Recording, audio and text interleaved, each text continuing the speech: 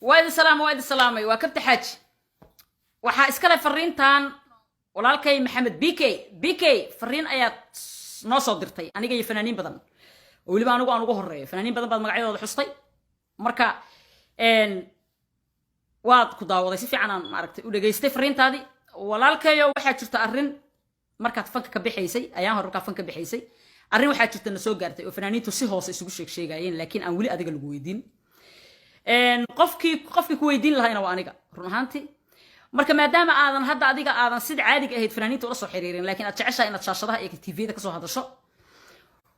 waxaan ba jeclaystayba oo igala sii fiicnaataba maadaama maanta aad soo hadashay inaan arrintii aan maqlay ee na soo gaartay inaan hadda si public kugu weydiiyo kor nagala socda BK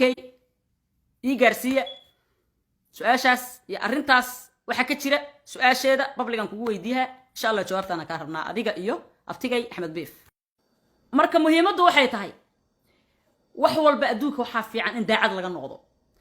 mashruuca haduu jiro BK ina tiraahi dar ilaahay aan fan uga baxay qaladay kugu tahay waliba anoo kugu taageerayo hadii dhaqaalahaas mashruucaas dhaqaaleed uu jiro inaad qaadato waliba anoo kugu taageerayo oo waxaan kugu taageerayana ay tahay inaan fanka Soomaaliyeed faa'iido uusan lahayn oo dhaqaale laga sameeyno kulligan anagoo fanaaniin aan wada qirayno inaad dhaqaale uga baxdo iska daa fanaaniinta shacabka xataa kugu taageerayo laakiin inaad sheegto dhahdid aniga dhaqaale xumaan uga baxay fanka dhinacaanay iiga shidantay waa ii kala kacsan tahay mashruuc baana jira ee fanaaniinta Soomaaliyeed oo mashruuc khayr ku jiro oo waxa soo baxay aad fankina iska dhaafayso lacagti ma aragtay aad fan ku samayn lahaydna ayadoo lagu siinaayo oo sadaqa ah aad helaysaa adoon dhibtoonon heysini ka soo baxa inaad tiraahay ahayd horto saas inaad tiraaha saxsanayd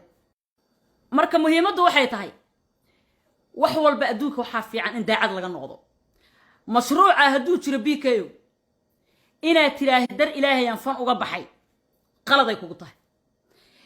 waliba anoo kugu taageerayo hadii dhaqaalahaas mashruucaas dhaqaaleed uu jiro inaad qaadato waliba anoo kugu taageerayo oo waxaan kugu taageerayana ay tahay inaan fanka Soomaaliyeed faa'iido uusan lahayn oo dhaqaale laga sameeyno kulligan anagoo fanaaniin aan wada qirayno inaad dhaqaale uga baxdo iska daa fanaaniinta shacabka xataa kugu taageerayo laakiin inaad sheegto dhahdid aniga dhaqaale xumaan uga baxay fanka dhinacaanay iiga shidantay waa ii kala kacsan tahay mashruuc baana jira ee fanaaniinta Soomaaliyeed oo mashruuc khayr ku jiro oo waxa soo baxay aad fankina iska dhaafayso lacagti ma aragtay aad fan ku samayn lahaydna ayadoo lagu siinaayo oo sadaqa ah aad helaysaa adoon dhibtoonon heysini ka soo baxa inaad tiraahay ahayd horto saas inaad tiraaha saxsanayd marka walaalkayo hadii uusan mashruuc jirin bal arkaya waxa la yiri maxaa la dhigi jiray waada iyo hebelow maxaa kulansiiyay waa mahmaadaas waaweynka waaye ii saxa cid taqaana ii saxday adigu waxa kulmiyay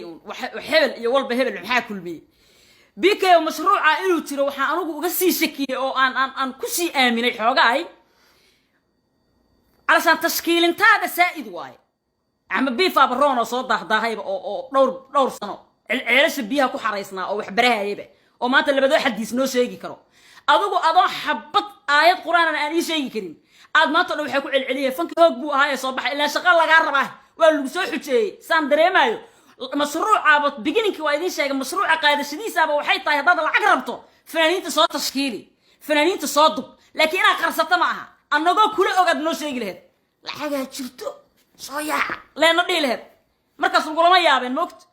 marka walaalkay BK yaaba heli karaba toobadkeen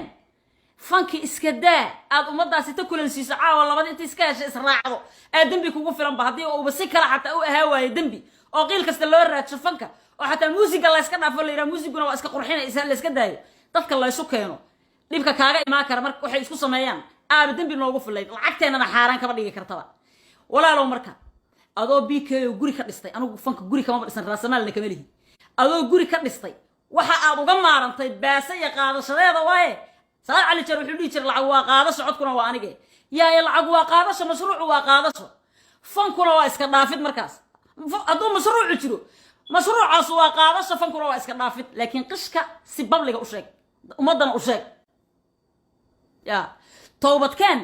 wada baaso cid diidaysa anigu inay jirto uma malaynayaba fanaaniinta Soomaaliyeed oo wada qaxan horay ka qaadayeen horay ka dafayeen horay just like that